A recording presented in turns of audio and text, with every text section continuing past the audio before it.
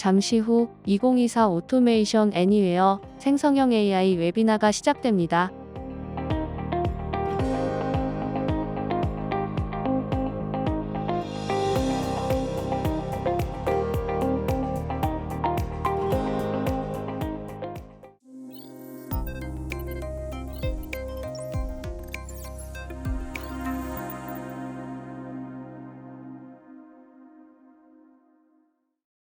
생성형 AI 기술과 인프라 선택 기준 사례, 지난번 세미나 여러분들 어떻게 재밌게 잘 들으셨나요?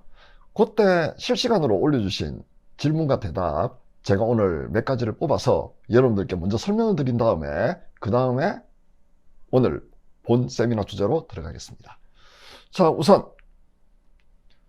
26일 지난 4월 26일에 진행한 생성형 AI 기술하고 인프라 선택 기준 사례 웨비나에서 나온 질문 중에서 이제 몇 가지를 선별해 봤는데요. 요 총 4가지 중에서 제가 다음에 나올 내용은 간략하게 설명을 드리고요. 그리고 다음에 소개 안 할 내용에 대해 가지고는 조금 자세히 설명드리는 이런 방법으로 진행을 해드리겠습니다. 그리고 기타 렉하고 에이전트에 대한 질문도 해주셨는데요. 이 부분은 별도의 세션이 준비되어 있습니다. 그래서 그때 같이 설명하도록 그렇게 하겠습니다. 자, 질문 1. LLM 모델이 영어가 제일 많을 텐데 영문 데이터를 한글화해서 젠 AI에 적용할 때 주의해야 할 점은 무엇이 있나요? 여기 핵심이 뭐냐면 영어로 보통 학습을 많이 한 거 맞습니다. 그런데 우리가 보면 또 한글을 안 쓸 수 없단 말이죠. 그러면 어떤 방법을 찾아야 됩니다. 접근 방법은 이제 크게 이제 3가지가 있습니다. 여기 보시면 하나는 한글을 잘 이해하는 서비스형 LLM을 쓰면 됩니다. 즉 영어뿐만이 아니고 한국어, 뭐 다국어를 잘 이해하는 그런 LLM들이 있습니다. 예를 들어 오픈 AI, 구글 제미나이, 뭐 클로드, 그리고 하이퍼클로버, 이런 이런 LLM들은 영어, 한국어 등 언어에 상관없이 즉석에서 사용이 가능하거든요. 즉시 사용이 가능합니다. 그렇기 때문에 이런 어떤 서비스형 LLM을 쓸 경우에는 큰 문제가 없을 거다. 자, 두 번째, 한국어 데이터로 파인튜닝한 SLLM, 즉 스몰 LLM을 활용할 경우에는 어떤 데이터로 파인튜닝인지에 따라서 품질의 편차가 큽니다. 그리고 저작권 문제가 있습니다. 따라서 상용어로 쓸 때는 조금 주의를 하실 필요가 있습니다. 이게 왜 그러냐면 이 데이터 중에서 이게 조금 편향되거나 아니면 좀 부적절한 표현들이 있을 수 있습니다. 특히 공공 부분이라든지 의료 부분이나 법률 부분에 있어서는 그런 데이터들이 좀 치명적일 수 있습니다. 그렇기 때문에 어떤 데이터로 어떤 품질을 유지하느냐, 그리고 저작권 문제가 완벽하게 해결됐느냐, 여기에 대해 가지고 고민하실 필요가 있습니다. 그 다음 마지막 방법이 있습니다. 바로 영문 LLM을 활용하는데 우리가 번역기를 쓰는 겁니다. 요즘 번역 품질이 날로 향상되고 있죠. 그렇기 때문에 한국어에서 영어, 그리고 영어에서 한국어로 번역을 하시면 되는데요. 단 2번 일어납니다. 이렇기 때문에 미묘한 맥락을 놓치거나 오역이 발생할 가능성이 좀 커진다는 그런 문제가 있습니다. 따라서 뭐 완벽한 건 없습니다. 항상 우리가 현재 속한 어떤 조직, 그리고 상황에서 어떤 게 가장 좋은지를 택하는 그런 문제라고 보시면 될 것 같습니다. 자, 다음 2번째 질문입니다. 영문 문서나 계약서 목록에 대한 학습 사례가 있나요? 여기서 핵심은 영문하고 계약서겠죠. Q1에서 잠시 언급했지만 영문은 데라스 LLM이 기본으로 지원하고 있습니다. 그리고 또 영문 문서의 특징이 뭐냐면 문서 내 한국식 표, 한국이나 일본은 표가 되게 복잡하단 말이에요. 표 안에 표가 있고 뭐 병합돼 있고 또 어떻게 보면 이 양쪽이 없고 하여튼 이렇습니다. 이러다 보니까 대단히 좀 어려운 게 있는데요. 그런 게 없기 때문에 한국어 처리가 가능하다면 뭐 큰 문제가 없습니다. 즉 한국어가 되면 영어는 당연히 된다고 생각하시면 좋고요. 계약서 관련해서 고려할 사항이 이제 2가지가 있는데 하나는 법률적인 관점이 있고요. 다음으로 사업적인 관점이 있습니다. 일반적인 내용이 아니고 특정 분야에서 특수하게 적용되는 경우라면 LLM을 파인튜닝을 해야 될 필요가 있습니다. 그게 아니고 일반적이고 보편적인 내용이라면 뭐 그냥 기본적인 LLM을 또는 SLLM을 그대로 쓰는 것도 뭐 큰 문제가 없으리라고 생각합니다. 계약서가 좀 특이한 형식을 따르고요. 그리고 이미지로 돼 있을 경우에는 챗GPT 4V와 같은 멀티모달을 활용해야 될 가능성도 있습니다. 뭐 요거는 멀티모달 관련해 가지고 최근에 챗GPT에서 4.5 옴니 버전 출시했는데요. 그게 도입되면 훨씬 더 저렴하게, 빠르고 저렴하게 바로 이런 문제를 해결할 수 있지 않을까라는 지금 기대를 하고 있습니다. 질문 3. AI가 딥러닝 등의 학습을 통해 개인이나 회사에 더 특화된 정보를 제공받으려면 어떻게 해야 할까요?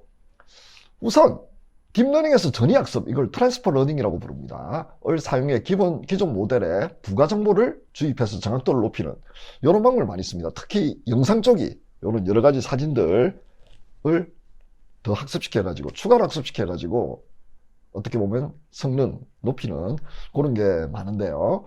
LLM 경우는 이제 파인튜닝이라는 기법을 활용해 특화된 정보를 학습할 수가 있습니다. 근데 이게 문제가 뭐냐면 두 가지인데요. 하나는 현행화하기가 조금 어렵습니다. 이게 왜 그러냐면 정보는 막 쏟아지죠. 매일 들어오는데 그거를 매일 그 정보를 LLM으로 이렇게 올리기가 좀 곤란합니다. 매일 학습을 못 시키잖아요. 그러다 보니까 아무래도 시차가 발생한다라는 문제가 있고요. 두 번째 조금 더 미묘한 문제가 하나 있는데 망각하기가 좀 어렵습니다. 뭐냐면 어떤 기존의 정보를 입력하고요. 다음에 새로운 사실이 들어와서 다른 정보를 입력했을 때 이 두 가지가 상충작용을 일으켜서 환각을 일으킬 가능성이 있는 겁니다. 즉 정보를 망각하는 능력이 LLM에는 현재는 좀 부족하다라는 사실을 여러분들이 기억을 하셔야 됩니다. 아니면 즉 검색, 증강, 생성 기법을 활용해 가지고요. 기업 내 문서를 벡터 데이터베이스에 넣은 다음에 이를 활용해 질문에 대해 답하도록 만들 수도 있죠. 보통 이 방법을 많이 쓰고 있습니다. 이 방법을 쓰면 망각하는 게 좀 쉽습니다. 왜냐하면 문제가 되는 문서를 삭제를 하거나 일시적으로 안 보이도록 만들면 됩니다. 그러면 망각에 대한 걱정 하나 없어졌죠. 그 다음 두 번째, 현행화하는 것도 쉽습니다. 왜냐하면 이 문서를 나눠가지고 벡터 데이터베이스에 넣는 작업이요. LLM 학습 작업보다 훨씬 더 빠르고 그리고 비용이 적게 들기 때문입니다. 자, 그 다음 질문 한번 볼까요? 할루시네이션을 검증하기 위한 방법으로 답변의 정확성 수치를 표시할 수 있는 방법은 없을지에 대한 궁금증이 듭니다. 예를 들어 이런 겁니다. 내가 어떤 질문을 했습니다. 답이 나왔습니다. 그러면 정확도 90%, 예를 들어 뭐 정확도 70% 이런 식으로 보여줄 수 없어? 예, 이런 질문을 다 머리에 떠오를 텐데요. 정확도 관점에서는 다음과 같은 환각 현상을 평가할 수 있어야 됩니다. 사실 오류, 즉 사실이 아닌데 사실처럼 얘기하는 거. 부적절한 정보. 딱 틀린 말은 아닌데 현재 맥락에서는 뭔가 이상한 정보들. 그리고 왜곡된 정보, 한쪽으로 편향된 그런 정보들. 그리고 논리적인 오류. 그리고 창작된 정보. 뭐 대표적인 게 옛날 없던 사람 이름 내고 이 사람의 어떤 업적을 얘기해봐. 이러면 지어내서 얘기하는 경우들이 있거든요. 그런 사람 없습니다. 이렇게 얘기해야 되는데요. 표론적인 모범 답안을 알고 있다면 100을 기준으로 어느 정도 모범 답안과 유사한지를 평가할 수 있습니다. 즉 우리가 미리 답을 알고 있으면 참 좋은데요. 현실이 그렇게 넉넉하지가 않습니다. 왜 그러냐면요. 답을 알고 있으면 이미 환각이 안 일어날 겁니다. 그렇기 때문에 답을 모르는 상황에서 몇 점인지를 평가를 해야 되는 그런 좀 어려움이 있는데요. 뭐 몇 가지 방안들이 있긴 합니다. 보통 많이 쓰는 게 뭐냐면 여러 LLM에 질문해서 답을 구한 다음에 다시 LLM에게 답안을 비교하게 만드는 방안이 존재합니다. 즉 원래 LLM 말고요. 다른 서비스. 예를 들어 내가 챗GPT를 쓰고 있다면 뭐 구글 제미나이하고요. 그리고 하이퍼클로버 X 한테 똑같은 질문을 합니다. 그런 다음에 이 세 가지 질문을 다 가져와 가지고요. 그 질문을 다시 LLM한테 물어보는 겁니다. 자, 사용자는 이렇게 질문을 했고 답을 이렇게 나온 것 같은데 여기에 대해 가지고 어느 답이 가장 신빙성이 높아 보이니? 그리고 그 답이 어느 정도 신빙성이 높아 보이니? 라고 거꾸로 질문하는 겁니다. 아니면요, 구글 제미나이 같은 이런 방법을 쓰는 것도 있습니다. 구글 제미나이 보시면 여러분들이 검색을 하고 난 다음에 아래쪽에 보면 G 마크가 있거든요. 이 G 마크를 딱 누르면 어떤 일을 하느냐면요. 현재 LLM이 만들어낸, 즉 제미나이가 만들어낸 답변을 구글 검색 엔진 쪽으로 보냅니다. 그리고 구글 검색 엔진에서 가져온 결과하고 현재 답하고 비교를 합니다. 그래서 일치하는 부분에 대해서는 이렇게 밑줄을 꺼서 표시하고요. 버튼 콕 누르면 어느 부분에서 어떤 답을 했는지가 보입니다. 근데 이렇게 하려면요, 검색 엔진 연동이 필요하기 때문에 조금 난이도가 있긴 합니다. 어쨌든 뭐 다른 LLM을 써가지고 답안을 비교하거나 아니면 검색 엔진 연동해가지고 나온 결과를 비교한 다음에요. 그 다음 어떻게 하느냐 하면 뭐 특정 단어의 빈도 또는 문장의 유사도, 그것도 역시 벡터 데이터베이스 안에다가 인베딩해서 넣고요. 비교하는 방법이 있습니다. 이런 몇 가지 또 연구 결과들이 있습니다. 그걸 활용해가지고 답변을 어느 정도 정확한지를 정량적으로 표시할 수 있는 그런 기법을 쓰시면 어느 정도는 만족하실 수 있을 겁니다. 단 항상 정확한 건 없다. 이것만 기억해 주시면 좋겠습니다. 예, 이렇게 해서 Q&A 마무리하겠습니다. 감사합니다.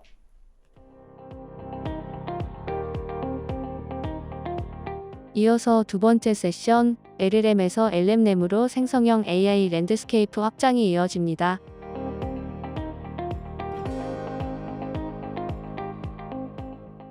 LLM에서 LMM으로 생성형 AI 랜드스케이프 확장이라는 주제로 오늘 세미나 진행하겠습니다. 먼저 여러분들이 제목을 보시면 LLM하고요, LMM 이 두 가지가 나왔습니다. 이 두 가지 차이점에 대해서 궁금하게 생각하실 텐데요. 뒤에 제가 자세히 설명드리기는 할 텐데 여기 M은 멀티모달입니다. 멀티모달이라는 건 무엇일까요? 문자, 이미지, 소리 등 여러 종류의 데이터를 처리하고 이해하는 기술을 우리는 멀티모달이라고 부릅니다. 초기의 인공지능 모델은 주로 텍스트에 집중했습니다. 기계번역, 그리고 간단한 질의응답에 활용을 많이 했는데요. 이게 점점 더 시간이 지남에 따라 가지고 확장이 됩니다. 즉 이미지 인식, 그리고 음성 인식 기술이 등장하게 되는 그런 상황이 오는데요. 그럼에도 불구하고 한 가지 제약이 있는 겁니다. 어떤 제약이 있느냐면, 예를 들어 요 텍스트, 이미지 요 두 가지를 연계해 가지고 뭘 해보자, 또는 요 텍스트, 음성인식 요 두 가지를 연결해서 해보자, 요거 자체가 아주 매끄럽고 부드럽게 돌아가지는 않았다는 게 한계였습니다. 물론 뭐 TTS나 STT 같이 텍스트를 음성으로 바꾸고 음성을 텍스트로 바꾸고 이런 기술은 좀 어떻게 보면 발전 속도가 빨랐는데요. 대신 문제가 뭐냐면 정말로 그렇게 했을 때 그 의미를 이해하느냐, 이거는 다른 문제입니다. 제가 오늘 말씀드리려고 하는 건 뭐냐면 그 의미를 이해를 하고요, 추론까지 생각하는 그런 포괄적인 개념이라고 보시면 됩니다. 가장 먼저 등장한 초기 인공지능 모델 중에 하나가 바로 엘리자입니다. 엘리자가 뭐냐면 어떻게 보면 이렇게 생각하시면 됩니다. 엘리자는 심리 상담사입니다. 컴퓨터를 이용한 심리 상담인데요. 여기 보시면 물어봅니다. 엘리자가요. 그러면 사람이 대답합니다. 그러면 여기 맞춰가지고 다시 엘리자가 물어보고요, 사람이 대답하고, 즉 턴 바이 턴으로 물어보면 대답, 다시 또 물어보면 대답, 이런 식으로 진행이 되는데, 이게 아주 뭐 거창한 기술을 쓴 건 아니고요, 사용자가 말한 단어 중에서 중요하다고 생각하는 단어를 뽑아가지고요, 그 단어를 이용해서 다시 되묻는 이런 방법을 쓰고 있습니다. 물론 전혀 무관한 내용을 얘기를 하면요, 엘리자는 다음 두 가지 중에 하나로 반응할 겁니다. 1번, 이해를 못했습니다. 한 번 더 말씀해 주시겠습니까? 그 다음에 랜덤하게요, 계속해서 말씀해 주십시오. 이런 식으로 위기를 벗어납니다. 그러다가 또 사용자가 자기가 알고 있는, 즉 엘리자가 알고 있는 단어를 얘기하면 그 단어를 이용해서 다시 되묻는 이런 방법을 쓰고 있습니다. 뭐 초창기에 나온 프로그램 치고는요, 사람들이 아주 깜짝 놀랐겠죠. 마치 뒤에 사람이 있는 것처럼 동작을 했을 테니까요. 물론 뭐 한계는 명확합니다. 아주 단편적인 어떤 그런 주제를 벗어나서 조금만 복잡한 거를 물어보게 되면 당연히 대답을 하기가 쉽지는 않았을 겁니다. 요즘 챗GPT 같은 그런 정도의 역량이 있었으면 아마 그 당시에 진짜로 사람들한테 놀라움을 선사했겠지만, 그 정도 수준은 아닙니다. 멀티모달은 인간이 세상을 이해하는 방식을 모방을 합니다. 즉 우리가 뭐 텍스트로 만든 세상은 아니죠. 뭐 눈으로 보고, 소리로, 귀로 듣고, 촉감으로 뭐 만지고, 뭐 온갖 종류의 오감을 이용해서 이 세상을 인식하는데요. 멀티모달 기술은 그 인간이 세상을 이해하는 방식 중에서 몇 가지를 가져와서요, 예를 들어 텍스트, 이미지, 음성들을 가져와서요, 다양한 데이터를 결합한 다음에 처리할 수 있는 시스템을 말하고요. 이렇게 되는 이유가 있습니다. 가장 큰 이유는 뭐냐면 써보니까요, 사람들이 욕심이 나기 시작하는 겁니다. 이런 기능이 있으면 좋겠고 저런 기능이 있으면 좋겠고, 초거대 언어 모델이 등장에 맞춰가지고요, 이미지에 대한 설명을 생성하거나, 예를 들어 이미지를 하나 업로드 시킨 다음에 이 이미지에 대해 가지고 질문을 하거나, 아니면 설명해달라고 요청하거나요, 텍스트 질문에 대한 이미지를 만들거나, 이런 시스템들이 등장하기 시작합니다. 예를 들어 어떤 시험 문제, 수학 문제가 있으면 이 수학 문제를 사진으로 찍은 다음에 그거를 그대로 업로드한 다음에 이 문제 풀어줘? 이런 사용 사례들이 가능해지는 겁니다. 현재는 텍스트, 이미지, 음성, 그리고 동영상까지 통합해서 처리할 수 있는 멀티모달 시스템이 등장하기 시작하는데요. 여러 형태의 데이터를 동시에 이해합니다.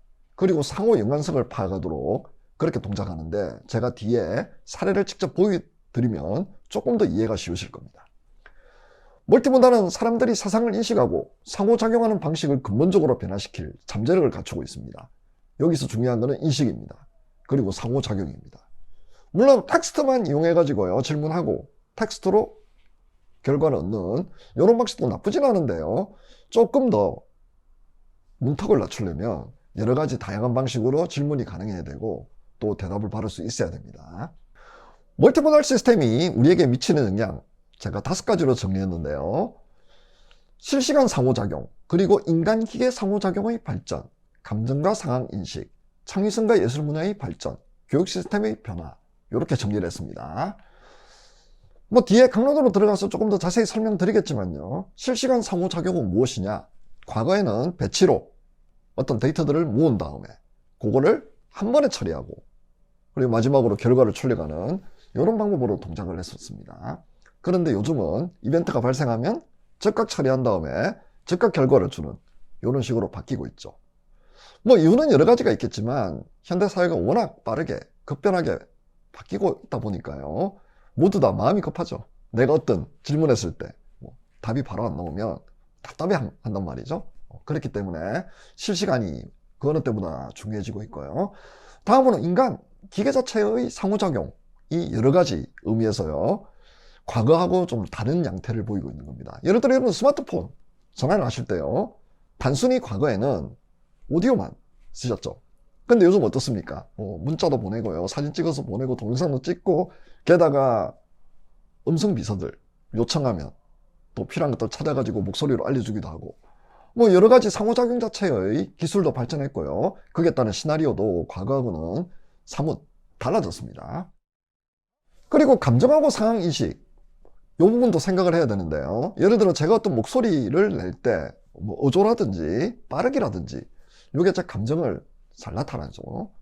이런 거를 이용해 가지고요, 숨어있는 여러 가지 의미들을 추려낼 수 있는 그런 기능도 요구되고 있습니다. 다음으로 창의성 그리고 예술 분야의 발전이 있습니다. 아무래도 여러 가지 다중매체를 이용하면 사람들이 과거에는 생각하지 못했던 여러 가지 통찰을 얻을 수 있습니다. 그리고 제가 가장 중요하게 생각하는 교육 시스템의 변화인데요. 멀티모달을 이용해 가지고 그냥 일반 교과서를 읽는 그런 수준을 벗어나 가지고요, 다양한 질문을 던지고 다양한 방식으로 표출하게 만들어서 학습 효과를 배가한다. 이게 핵심이 될 것 같습니다. 자, 그러면 강론으로 들어가서 하나씩 살펴보도록 하겠습니다. 우선 실시간 상호작용입니다. 실시간으로 사용자의 데이터를 처리하고 필요 그리고 상황에 적응하는 능력을 제공한다. 아까도 제가 말씀드렸죠. 배치로 한꺼번에 모아가지고 제공하는 게 아니고요, 이벤트 단위로 빠르게 처리한 다음에 사용자에게 즉시 제공한다. 이게 핵심입니다. 다음으로 인간, 기계 상호작용의 발전인데요. 앱으로 사진 찍거나 아니면 목소리로 얘기를 딱 하면요, 사진 찰칵? 목소리로 뭔가 지시하면 즉시 처리해서 원하는 결과를 보여주죠. 그래서 복잡한 화면 조작이 대단히 간편해집니다. 그다음 여러분들이 스마트폰 들고 다니시면 블루투스 키보드 들고 다니시는 분도 계실 건데 대부분 그렇지는 않죠. 뭘 의미하느냐면 복잡한 어떤 타이핑이라든지 기계 조작 없이 우리가 일상적으로 하는 방식으로 처리할 수 있으면 좋겠다. 이게 바로 인간-기계 상호작용의 발전된 형태라고 보시면 될 것 같습니다. 다음으로 감정하고 상황인식인데요.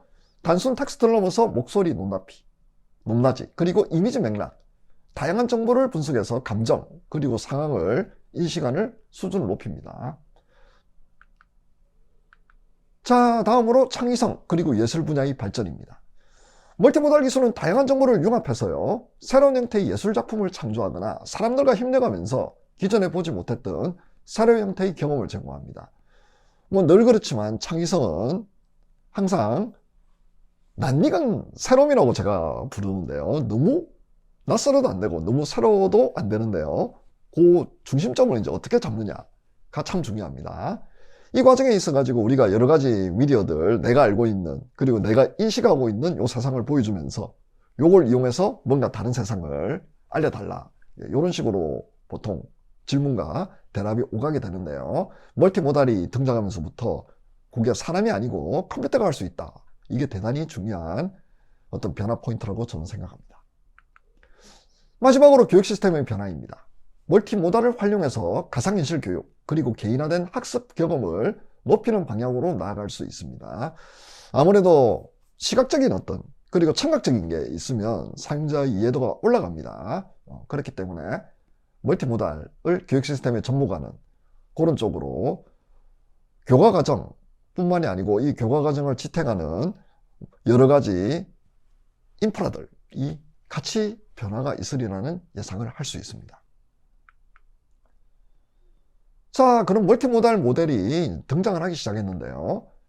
LMM, 라지 멀티모달 모델은 여기서 텍스트뿐만이 아닙니다. 이미지, 소리, 비디오 등의 다양한 유형의 데이터를 처리할 수 있는 거대 모델이다, 이렇게 정의를 할 수 있습니다. 여기서 이제 핵심이 있습니다. 빠지면 안 됩니다. 뭐가 빠지면 안 될까요? 바로 LLM입니다. 즉 LLM이 없으면요, LMM 자체가 반쪽이 될 겁니다. LLM을 기반으로 다양한 모달리티 작업이 가능하게 만드는데요. 우선 LLM이 제공하는 게 뭔지를 생각해 볼 필요가 있습니다. 우선 강력한 언어 생성 기능입니다. 즉 우리가 텍스트를 주면 텍스트를 만들어내죠. 다음으로요, 제로샷 전이 능력이라는 게 있습니다. 이게 뭐냐면 우리가 어떤 예제를 주지 않고 질문만 하더라도 적절하게 질문에 대한 대답을 하는 그런 능력이고요. 다음으로 상황을 통한 학습이라는 게 있습니다. 요건 뭐냐면요, 여러분들이 어떤 일부 예제를 몇 개를 주고요, 요 예제에 맞는 어떤 내가 질문을 하게 되면 LLM이 조금 더 정확한 답변을 만들어내게 됩니다. 이런 걸 이용해서요, 다양한 모달리티를 인식합니다. 그리고 이들을 효과적으로 엮은 다음에 추론하는 그런 능력이 어떻게 보면 가장 중요하고요. 이걸 향해서 멀티모달 기술들이 발전하고 있다라고 생각하시면 됩니다. 그래서 여러분들이 이 목표 한 번 더 유심히 봐주셨으면 좋겠습니다. 하지만 현재 제약점이 없는 건 아닙니다. 여전히 대다수 모델은 입력으로 텍스트, 이미지, 소리, 비디오를 받아들일 수 있지만 출력은 아직도 텍스트 중심이다 라는 사실에 여러분들이 조금 주의하실 필요는 있습니다. 물론 점진적으로 기술이 발전함에 따라서요, 이게 개선되겠죠. 자, 그럼 지금부터는 기술적인 내용 설명에 들어가겠습니다. 아키텍처를 확인할 필요가 있습니다. 크게 멀티모달 이해하고요, 생성 두 가지로 나눠집니다. 즉 어떤 멀티모달의 질의 또는 질문이 들어오게 되면요, 요거를 해석한 다음에 결과를 내게 되겠죠. 자, 바로 여기 그래프 보시면 요 가장 왼쪽부터요 오른쪽으로 전개되게 되는데요, 여기 있는 입력단, 그리고 처리단, 그리고 출력단, 요 세 가지가 핵심입니다. 각각에 대해서 제가 바로 이어지는 장표에서 설명을 드리겠습니다. 자, 우선 인코더입니다. 가장 왼쪽에 있는 거 입력단이라고 제가 불렀는데요, 이 모달리티 인코더라고 부릅니다. 모달리티 입력을 인코딩해서요, 해당 특성, 여기서 말하는 특성은 뭐냐 하면 들어오는 정보 중에 제일 중요한 게 무엇인지를 추출하는 겁니다. 사전에 다양한 데이터에 맞춰 미리 학습된 인코더를 사용하는데요, 시각, 오디오, 3D 여러 가지 미디어에 맞춰 가지고 매체에 맞춰서 인코드가 만들어져 있습니다. 중요한 게 있습니다. 여러분들 LLM 할 때 트랜스포머라는 그런 용어를 많이 들어보셨을 겁니다. 여기서도 트랜스포머가 핵심입니다. 즉 다른 방법도 있는데요, 트랜스포머 자체를 이용하게 되면 기존에 할 수 없었던 그런 여러 가지 일들을 할 수 있기 때문에 모달리티 인코더에도 트랜스포머가 상당히 중요한 역할을 맡고 있습니다.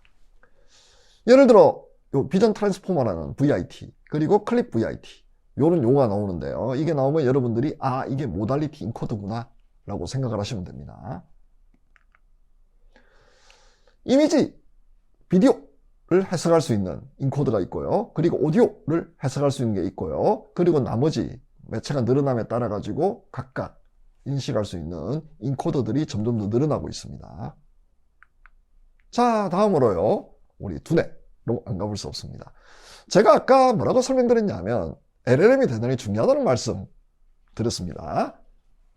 바로 LLM 백본이 들어옵니다.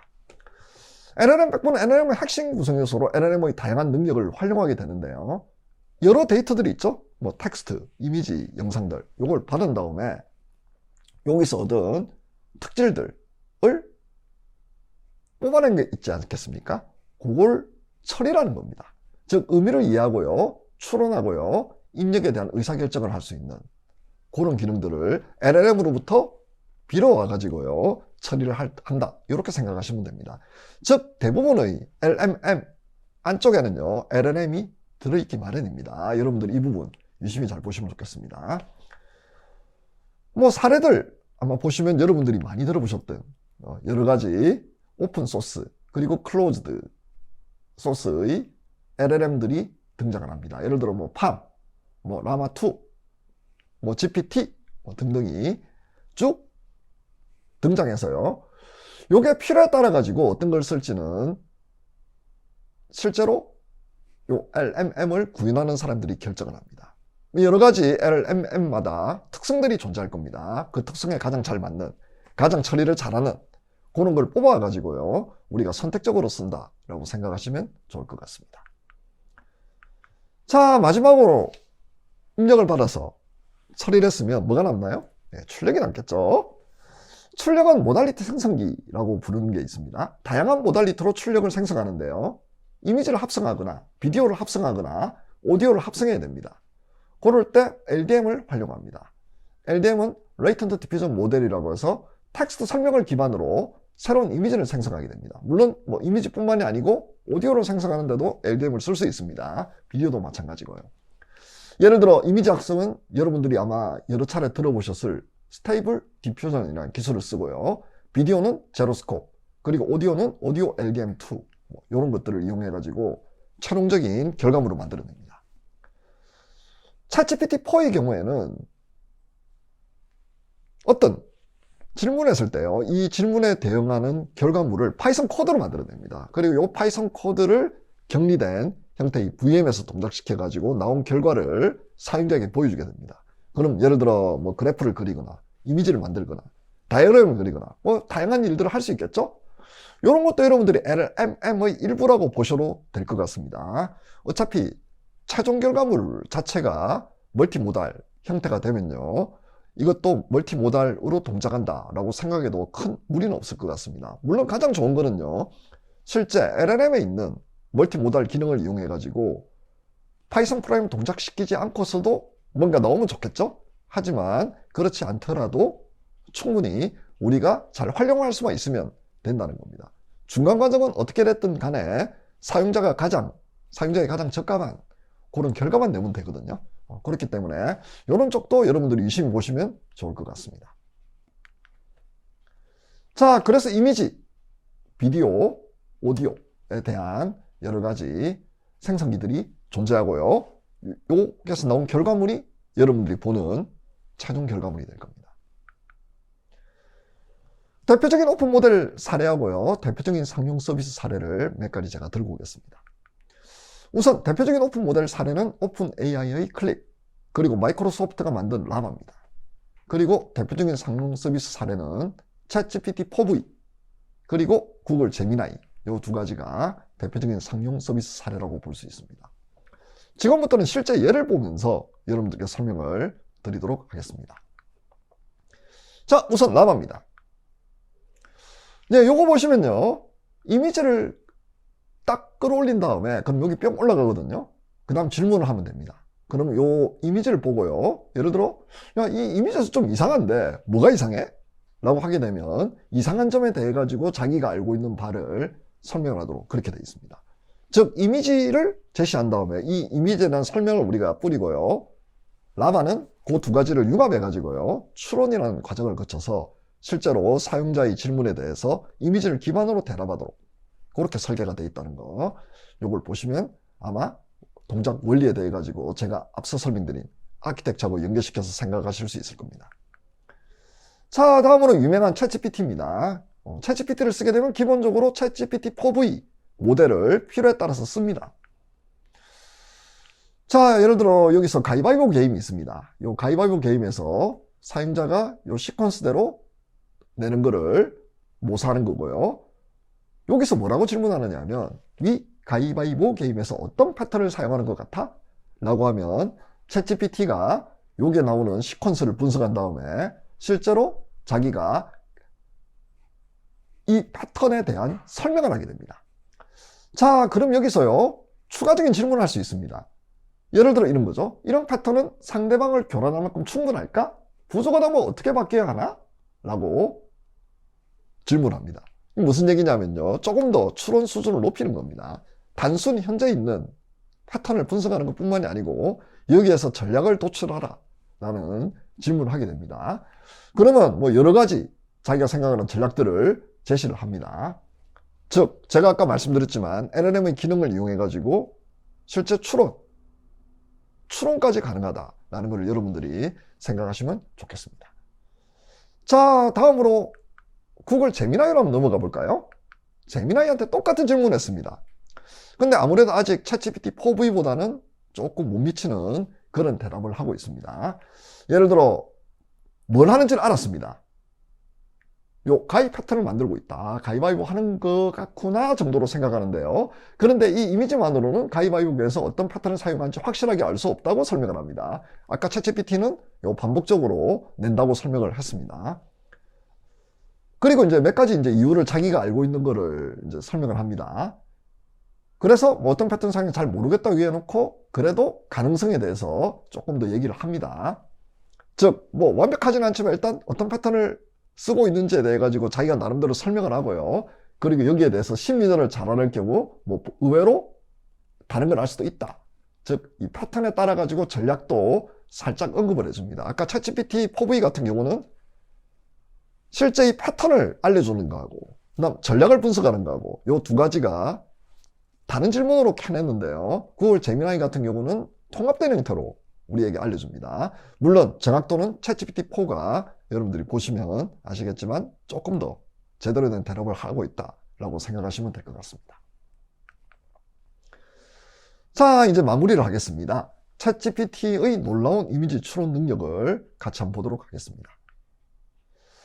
자, 여러분들이 아마 여기 오른쪽에 있는 이 영상 다들 아마 한 번씩 다 보셨을 겁니다. 바로 매트릭스의 네오가 총알을 피하는 그런 장면이죠. 이 장면을 이제 생각을 하시고요. 그리고 여기 사진 프레임을 한번 보시죠. 사진에 나온 장면을 보면 어떤 영화의 분위기가 느껴져? 즉 제가 물은 건 뭐냐면 챗GPT한테 매트릭스 영화에 대해 가지고 너 알고 있어? 를 물어본 겁니다. 그러면 챗GPT는 뭐라고 대답하느냐? 살인 속 인물이 벽돌벽 앞에서 행하는 포즈는 영화 매트릭스에서 정확하게 매트릭스라고 지금 인지하고 있습니다. 주인공이 총알을 피하는 유명한 장면을 연상시킵니다. 요 블리타임이라고 부르는 효과죠. 용어까지 알고 있습니다. 영화에서 물리적, 시공간을 조작하는 캐릭터의 능력을 시각적으로 표현한 것입니다. 라고 정확하게 답변을 합니다. 그런데 말이죠. 요 사진만 가지고 이걸 알려면 단순하지가 않습니다. 먼저 보세요. 요 각각의 포즈가 시간에 따라 가지고 배열된 사실을 인지를 해야 됩니다. 그 다음에 이 사람이 정말로 이렇게 손을 이렇게 허우적거리면서 어떤 포즈를 취하는 것도 알아내야 됩니다. 그리고 그걸 이용해 가지고 실제 매트릭스에 나오는 이 네오가 총알 피하는 장면을 연상한 다음에 거기에 나오는 몇 가지 용어들을 정리를 할 수 있어야 됩니다. 즉 멀티모달에서 핵심적인 요소 중에 하나가 뭐냐 하면 제가 LLM이라고 부른 이유가 바로 여기 있습니다. 요 이미지를 이용해 가지고 어떤 특징을 뽑아냈고요. 이 특징을 이용해 가지고 정말로 자기가 알고 있는 내용을 바탕으로 해 가지고 최종적으로 추론한 결과를 보여주는 그런 방법으로 동작한다는 것을 여러분들이 확인하실 수 있는데요. 앞으로는 아마 이런 클립을 보여줄 수도 있습니다. 물론 뭐 저작권 문제 때문에 좀 쉽지는 않을 텐데요. 자기가 뭐 클립을 찾거나 아니면 유튜브 거를 보여준다거나 아니면 직접 만들어서 이제 보여줄 수도 있는 그런 세상이 올 가능성에 대해서도 생각해 볼 수 있습니다. 올해 2024년도는 아마 LLM이어서 작년 LLM이어서 LMM이 상당히 많은 반향을 불러일으키고 기술적인 발전이 이루어지지 않을까라고 개인적으로 생각을 하고 있는데요. 이유는 간단합니다. 바로 텍스트를 넘어서서 여러 가지 다양한 미디어를 통합한 그런 방식으로 추론하고 그 결과를 얻고자 하는 사용자들의 요구가 그 어느 때보다 커질 가능성이 높기 때문입니다. 여러분들도 이런 점들 계속 보시면서요, 향후 구글 제미나이 그리고 챗GPT 뿐만 아니고 오픈소스의 다양한 LMM 기능들에 대해서도 확인해 보시면 기술 발전 추이를 조금 더 관전 포인트로 보시 않겠느냐? 요게 오늘의 저희 마지막 마무리 생각입니다. 그럼 여기서 끝내도록 하겠습니다. 감사합니다. 마지막 세션으로 레인보우 브레인의 트렌드 주도 데이터 자동화 솔루션 트렌드 센싱 보드를 살펴보겠습니다.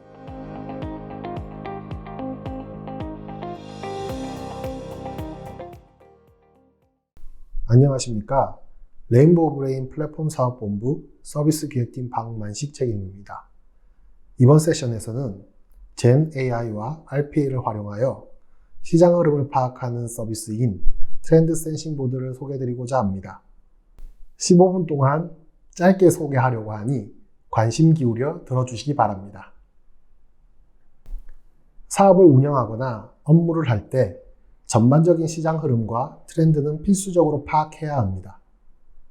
시장 흐름과 트렌드를 파악하기 위해서는 다양한 정보를 수집하고 분석해야 합니다. 이러한 업무를 맡은 담당자 또는 담당 부서를 도와 생산성을 높이기 위해 구축한 서비스가 바로 트렌드 센싱 보드입니다. 트렌드 센싱 보드는 온라인상 다양한 정보를 수집하고 시장 흐름을 파악할 수 있는 정보로 가공하여 잘 정리된 컨텐츠를 외부로 제공하는 서비스입니다. 현재 온라인에서 수많은 정보가 모든 사람들에게 제공됩니다. 이 정보들 사이 유용한 내용을 확인하고 핵심을 분석하여 이해하는 데 걸리는 시간은 상당하고 노력 또한 필요합니다. 이 과정에서 발생하는 생산성 저하는 피할 수 없습니다. 하지만 IT 기술을 활용하여 이를 도와주는 서비스가 있다면 어떨까요? 생성형 인공지능을 활용하여 업무의 범위가 줄어든다면 어떤 일이 발생할까요? 트렌드 센싱 보드는 로봇 프로세서 업무 자동화 기술로 데이터를 안정적으로 수집하며 생성형 인공지능을 활용하여 핵심 정보를 빠르게 분석하고 요약한 후 고객들에게 필요한 정보만 제공합니다. 트렌드 센싱 보드는 정보 수집과 내용 분석에 쏟던 시간을 최소화하고 보다 생산성 높은 업무에 집중할 수 있도록 지원할 수 있습니다. 먼저 트렌드 센싱 보드의 서비스 구조를 설명드리겠습니다. 사용자는 트렌드 센싱 보드를 통해 필요한 정보를 얻을 수 있도록 서비스 설정 정보를 입력합니다. 사용자가 설정한 조건에 따라 온라인상 다양한 출처에서 정보를 수집합니다. 생성형 인공지능은 수집한 정보를 분석하고 요약하여 사용자에게 최적화된 정보로 가공합니다. 가공한 정보는 트렌드 센싱 보드에 모아 웹페이지 한 곳에서 한눈에 볼 수 있도록 시각화하여 제공합니다. 설정 정보를 입력한 후 이후 과정은 전부 자동으로 이루어집니다. 사용자는 업무 자동화가 절감해준 시간을 더욱 생산적이고 효율적으로 활용할 수 있습니다. 다양한 정보를 분석하여 보여주는 트렌드 센싱 보드는 현재 다음과 같이 크게 6가지로 구분하여 컨텐츠를 제공하고 있습니다. 첫 번째 컨텐츠는 업계 동향 및 경쟁 정보를 알 수 있는 컨텐츠로 뉴스 정보를 가공하여 컨텐츠를 제공합니다. 사용자가 설정한 키워드를 기반으로 수집한 뉴스 정보는 3가지 인사이트를 제공합니다. 첫 번째 인사이트는 뉴스 스낵 컨텐츠입니다. 뉴스 하나하나는 많은 정보를 품고 있고 내용을 확인하기 위해서는 전체 글을 다 읽어봐야 합니다. 트렌드 센싱 보드에서는 생성형 인공지능이 뉴스 내용을 파악하여 짧은 읽을거리로 제공해 줄 수 있습니다. 두 번째 인사이트는 워드 클라우드입니다. 여러 뉴스에서 어떤 내용이 많이 언급되었는지 파악하기 위해 뉴스를 분석한 키워드 기반 워드 클라우드를 제공합니다. 워드 클라우드는 언급량에 따른 키워드를 직관적으로 보여줍니다. 이러한 직관적인 자료는 시장 트렌드를 파악할 수 있는 단초로 활용할 수 있습니다. 세 번째 인사이트는 긍부정 분석입니다. 사용자가 입력한 회사 정보와 연계하여 해당 뉴스가 어떤 관점을 취하고 있는지 알 수 있습니다. 이러한 관점을 통해 시장 흐름이 회사에게 유리한지, 불리한지 등을 파악할 수 있습니다. 두 번째 컨텐츠는 금융 및 시장 현황을 알 수 있는 컨텐츠입니다. 정부기관인 기획재정부에서 제공하는 최신 경제 정보를 생성형 인공지능으로 요약하여 쉽게 접근할 수 있는 정보로 가공합니다. 사용자가 설정한 관련 주식 종목과 선물 종목을 기반으로 해당 종목의 대략적인 정보와 함께 가격 추이를 그래프로 제공합니다. 사용자는 연간 정보를 한눈에 살펴보고 금융과 시장이 어떻게 흘러가는지 파악할 수 있습니다. 세 번째 컨텐츠는 사업을 운영할 때 고려해야 할 특허, 규제, 법규 정보입니다. 각 부처에서 제공하는 최신 정보를 수집하여 기존 사업 또는 신규 사업을 진행할 때 확인해야 할 특허, 규제, 법규 정보를 모아 간단하게 보여줍니다. 관련 항목을 선택하면 해당 페이지로 이동하여 상세 정보를 확인할 수 있습니다. 네 번째 컨텐츠는 투자 흐름을 파악하기 위한 투자 유치 현황 및 기업 분석 자료 목록입니다.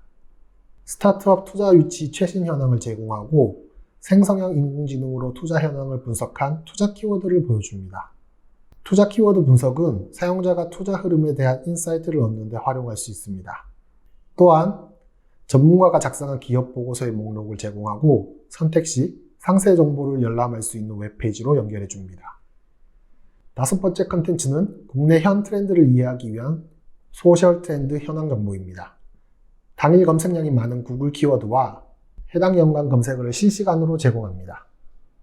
구글에서 검색량이 많은 키워드가 국내 검색 엔진인 네이버에서 어떤 추이를 보이고 있는지 검색량 기준으로 차트 정보를 제공합니다. 트렌드 센싱 보드는 두 검색 엔진에서 제공한 검색어 관련 정보를 교차 검증하여 검색량 변화가 일시적인 현상인지 더 이어질 현상인지 파악하고 관련 영향력을 판단할 수 있도록 사용자를 지원합니다. 마지막 컨텐츠로는 국내와 해외를 아우르는 관련 소식 정보입니다. 국내 주요 행사 일정과 AI 관련 최신 해외 소식을 전달해 드리고 있으며 더욱 다양하고 좋은 컨텐츠를 제공하기 위해 지속적으로 컨텐츠를 업데이트하고 있습니다. 이어서 트렌드 센싱 보드를 구현하기 위해 활용한 기술을 소개하겠습니다. 저희는 안정적이고 풍족한 컨텐츠를 제공하기 위해 다양한 기술을 접목하였습니다. 트렌드 센싱 보드의 주축이 되는 기술은 업무 자동화의 기본인 로봇 프로세스 업무 자동화와 최근에 폭발적으로 떠오르고 있는 생성형 인공지능, 좋은 품질을 데이터셋으로 확보하기 위한 API 연동으로 구성됩니다. 로봇 프로세스 업무 자동화는 디지털로 진행하는 실제 업무를 자동화하는 데 최적화된 기술입니다. 저희는 온라인상 정보를 효과적이고 안정적으로 수집하기 위해 로봇 프로세스 업무 자동화를 활용하고 있습니다. 로봇 프로세스 업무 자동화 강점 중 하나는 다른 서비스 또는 시스템의 다양한 사용자 인터페이스와 연결하여 하나로 통합된 서비스처럼 운영하는 데 있습니다. 저희는 강점을 활용하여 트렌드 센싱 보드의 챗GPT 사용자 인터페이스를 연결하고 있습니다. 기존에 로봇 프로세스 업무 자동화를 활용하고 계시다면 API 이용에 대한 추가 비용 발생 없이 챗GPT 기능을 활용할 수 있습니다. 저희는 생성형 인공지능의 기능을 적절하게 활용할 수 있도록 목적에 맞는 프롬프트를 따로 관리하고 있습니다. 이 방법으로 생성형 인공지능의 활용성을 극대화하였고 로봇 프로세스 업무 자동화를 통해 별도 관리되는 프롬프트를 상황에 맞게 선택하여 사용하고 있습니다. 프롬프트는 의도에 맞는 결과가 나오도록 내용을 설계하고 구조화하여 관리하며 최적의 결과를 얻어내기 위해 매번 검증하고 수정합니다. 해당 화면은 로봇 프로세스 업무 자동화 기술로 별도 관리되는 프롬프트를 활용하여 챗GPT에게 뉴스 내용 분석을 요청한 예시입니다. 화면과 같이 별도 기능 개발이나 API 이용 없이 챗GPT를 통해 기업에 대한 뉴스의 긍부정과 중요도를 파악할 수 있습니다. 사용하는 프롬프트에 따라 기업 정보와 뉴스 정보를 분석한 다른 종류의 결과를 요청할 수도 있습니다. 다음 화면은 챗GPT에게 답변 형식을 제공하여 적절한 결과를 요청한 예시입니다. 화면과 같이 챗GPT에게 HTML 형식으로 결과를 요청하면 웹페이지 상에서 정보를 시각화하는 데 유리하도록 HTML 형식으로 결과를 제공합니다. 로봇 프로세서 업무 자동화 기술을 챗GPT와 접목하면 생성형 인공지능에게 PDF 문서를 토대로 결과를 요청할 수도 있습니다. 화면과 같이 챗GPT 버전에 따라 참조 정보를 전달하는 데 방식이 달라집니다. 챗GPT 3.5 버전에게 결과를 요청할 때는 문서를 텍스트로 변환해야 하고 챗GPT 4 버전에게 결과를 요청할 때는 문서 자체를 첨부하여 결과를 요청할 수 있습니다. PDF 문서가 아니더라도 로봇 프로세서 업무 자동화를 활용하면 다양한 형식의 문서를 PDF로 전환하여 사용할 수 있습니다. PDF 형식으로 변환된 문서 내용을 텍스트로 처리하여 내용 자체는 물론이거니와 테이블도 데이터로 활용할 수 있습니다. 이렇게 전환된 내용을 바탕으로 챗GPT에게 원하는 결과를 요청할 수 있습니다. 로봇 프로세서 업무 자동화를 활용하여 온라인상 정보를 수집할 수 있으나 API를 연동하여 기존 데이터셋을 제공받을 수도 있습니다. 구글에서 제공하는 인기 검색어와 연관 검색어를 API로 연동하여 데이터를 호출합니다. 인기 검색어를 기준으로 네이버 API와 연동하여 검색량 추이 정보를 불러옵니다. 화면과 같이 구글과 네이버에서 제공하는 정보를 연계하여 활용할 수 있습니다. 트렌드 센싱 모드는 기본적으로 서비스 애즈 어 서비스 형태로 서비스를 제공합니다. 고객사에서 RPA를 이미 활용하고 있다면 기존 자동화 기술을 최대한 활용할 수 있도록 서비스를 구현할 예정입니다. 다만 트렌드 센싱 모드는 정보 수집을 위해 외부망 접속이 필수이므로 고객사 상황에 따른 외부망 접속 가부를 확인해 주셔야 합니다. 트렌드 센싱 모드 내 컨텐츠는 고객사에게 최적으로 맞춰진 정보를 제공하기 위해 별도 설정 기능이 존재합니다. 해당 설정은 필요와 상황에 따라 사용자가 직접 다룰 수 있으며 설정 시점을 기준으로 다음 날부터 정보 수집이 적용됩니다. 트렌드 센싱 모드는 향후 지속적인 업데이트가 진행될 예정입니다. 현재 모바일 환경에서도 수집 및 분석된 정보를 확인할 수 있도록 화면을 제공하고 있습니다. 주요 내용을 메일로 받아볼 수 있는 리포팅 기능도 예정되어 있으니 많은 관심 부탁드리겠습니다. 저희 레인보우 브레인은 향상된 품질의 컨텐츠와 편리한 사용성을 제공할 수 있도록 다양한 의견을 받고 있으니 서비스와 관련하여 언제든지 연락해 주시기 바랍니다. 현재 트렌드 센싱 모드는 베타 서비스 신청을 받고 있습니다. 서비스를 체험하고 싶으신 분들은 화면의 QR코드를 통해 서비스 체험을 신청하시기 바랍니다. 감사합니다. 지금까지 레인보우 브레인의 박망식 책임님이었습니다. 지금까지 2024 오토메이션 애니웨어 생성형 AI 웨비나에 참여해 주셔서 감사합니다. 다음 웨비나 주제는 엣지한 LLM의 등장입니다. 많은 관심 부탁드립니다.